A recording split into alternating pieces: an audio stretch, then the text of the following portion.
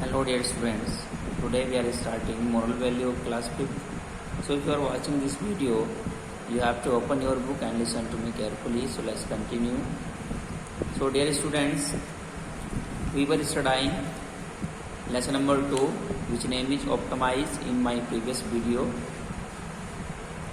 Optimize means आशावादी होना. So I told you meaning of this lesson, and today we are going to start exercise of this lesson.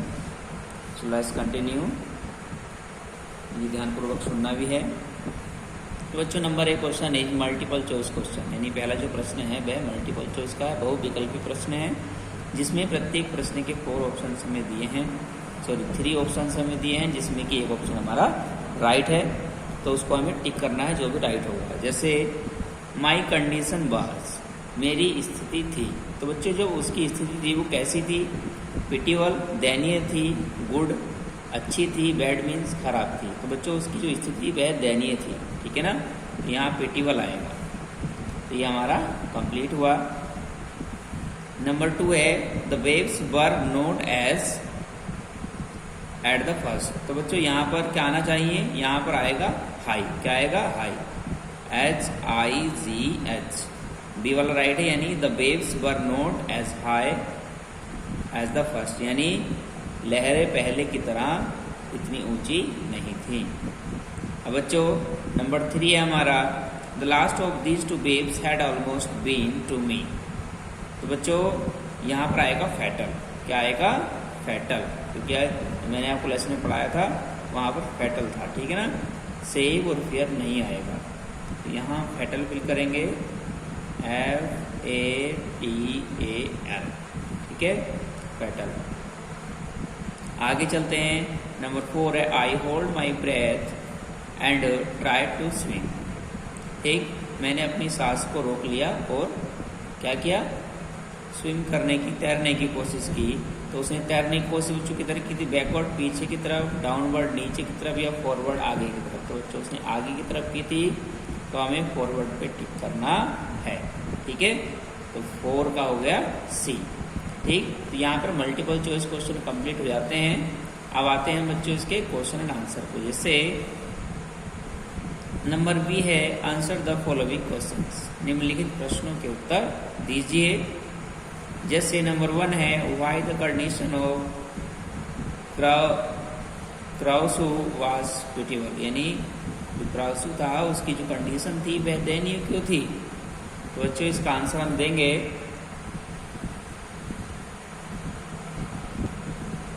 Notebook में, ठीक है. तो notebook में इसका आंसर दे रहा हूं. तो यहाँ पर देखेंगे. तो बच्चों फर्स्ट का आंसर है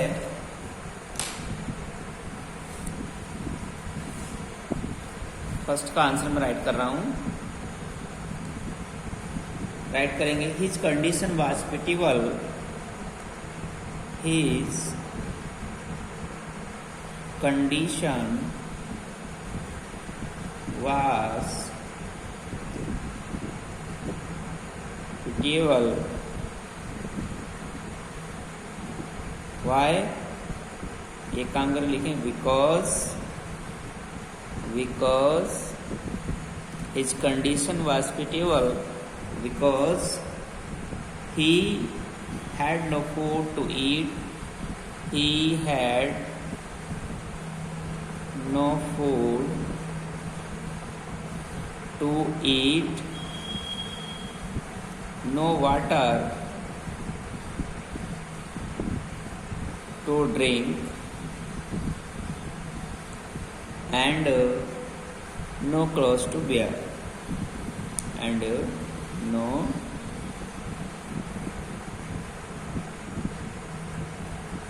clothes to wear. Okay students, ये हो गया फर्स्ट का आंसर. मैंने राइट किया हिज कंडीशन वाज पिटीबल. उसकी कंडीशन, उसकी जो स्थिति थी वह दयनीय थी, क्योंकि उसके पास खाने के लिए खाना नहीं था, पीने के लिए पानी नहीं था, और ना ही पहनने के लिए कपड़े थे. तो उसकी बच्चों कंडीशन क्या थी? दयनीय थी. आगे देखेंगे next question.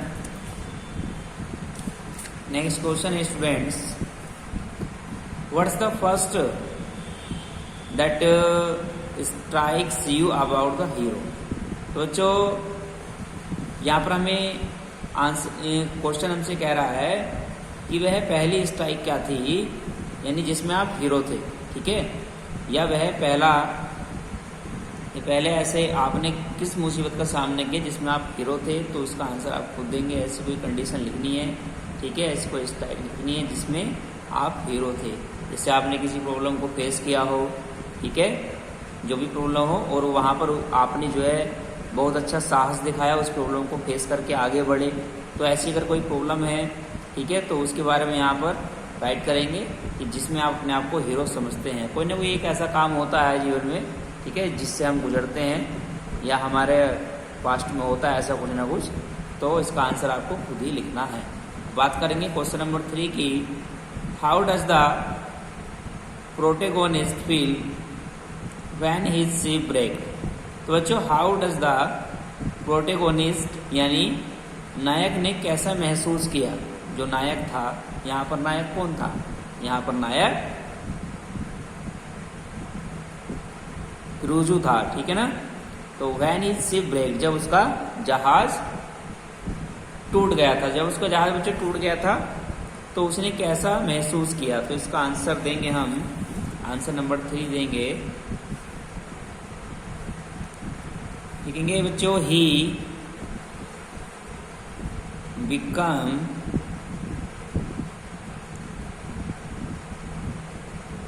disappointed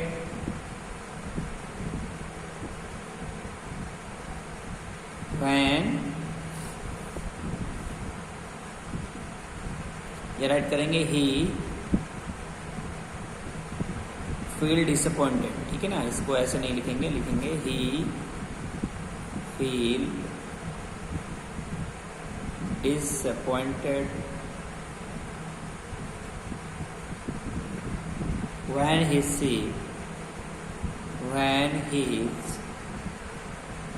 ship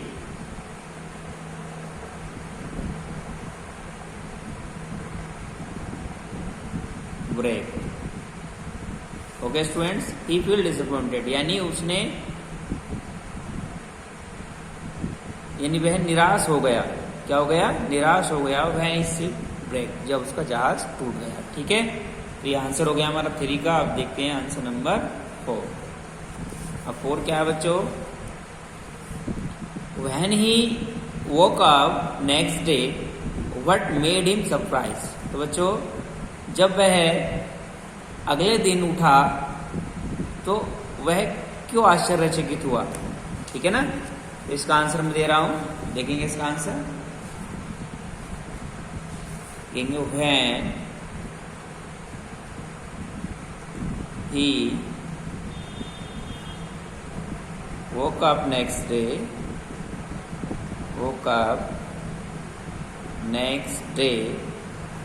when he woke up next day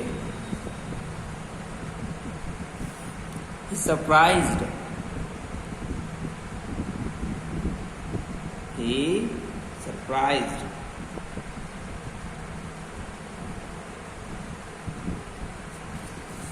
surprised most was that she was swept by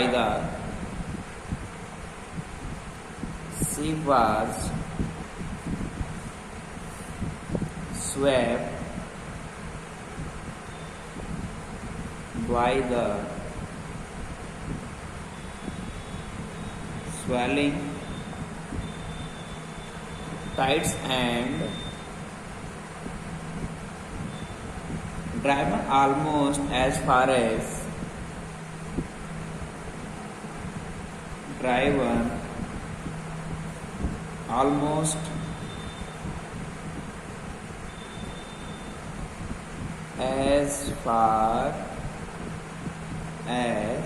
the rope।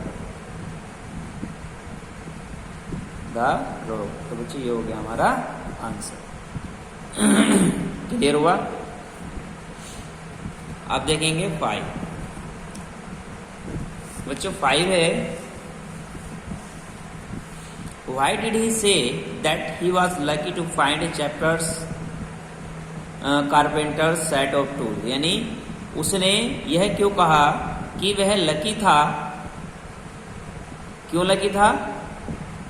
क्योंकि उसे कारपेंटर का टूल सेट मिला था। यानी कारपेंटर का टूल सेट मिलने के बाद उसने यह क्यों कहा कि वह लकी था? ठीक है बच्चों, इसका आंसर देंगे। तो बच्चों इसका आंसर है he secured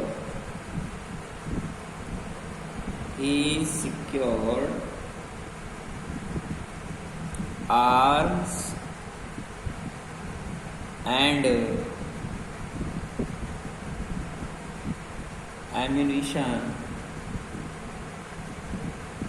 ammunition to pistols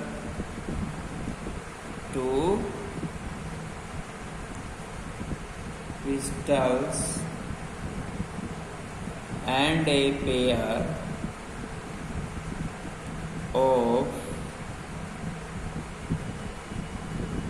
rusty swords. That's why he was surprised.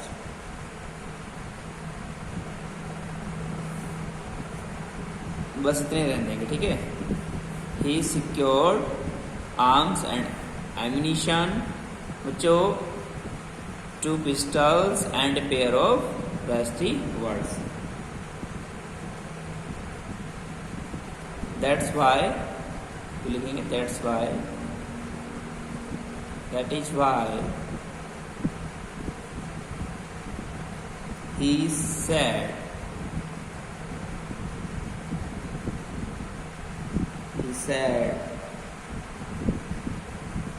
that he was said के लिए say कर देंगे, say that he was lucky.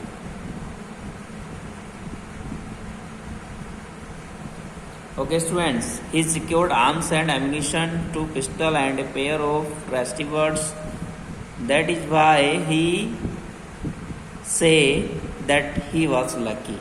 ठीक, उसे बच्चों उसमें हथियार मिले और गोला बारूद मिला था और 2 पेयर्स ऑफ रस्टी वर्ड्स और 1 पिस्टल मिली थी, इसलिए और 2 पिस्टल मिली थी, इसलिए उसने क्या कहा कि वह लकी है।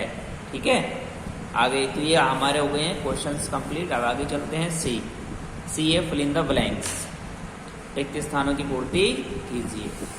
अब जैसे बच्चों यह Robinson mourned that death of his, यानी जो रॉबिन्सन था वो क्या था? Mourned the death of his, यानी वह निराश था किससे? यानी अपने सिक्के गुम हो जाने से या अपने सिक्के खत्म हो जाने से। ठीक है ना, तो यहाँ सी पाएगा। Robinson found himself in A, Robinson ने अपने आप को पाया इन ए मेन आइसलैंड, यहाँ आएगा मेन, फिर आइसलैंड यहाँ पर है।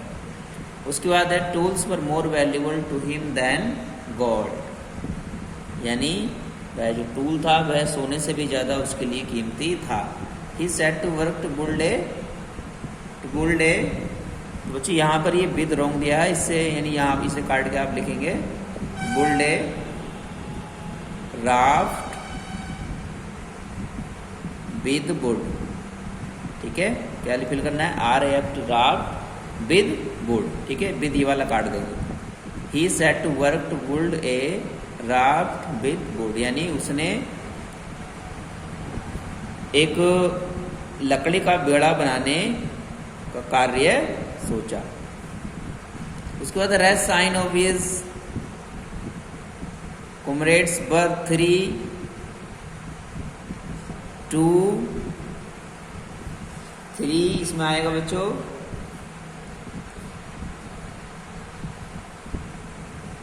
यानी heads and 2 shoes, heads and 2 shoes. Okay students, तो ये हमारा फिल इन द ब्लैंक्स भी कंप्लीट हो गए हैं। बच्चा क्वेश्चन नंबर डी आपको नहीं करना है, छोड़ देना है। तो आज बच्चों हमने इस लेसन की एक्सरसाइज को पूरा कर लिया है, साथ ही साथ ये एक्सरसाइज भी पूरी हो चुकी है। तो आज के लिए इतना ही। थैंक यू, मिलेंगे नेक्स्ट वीडियो में।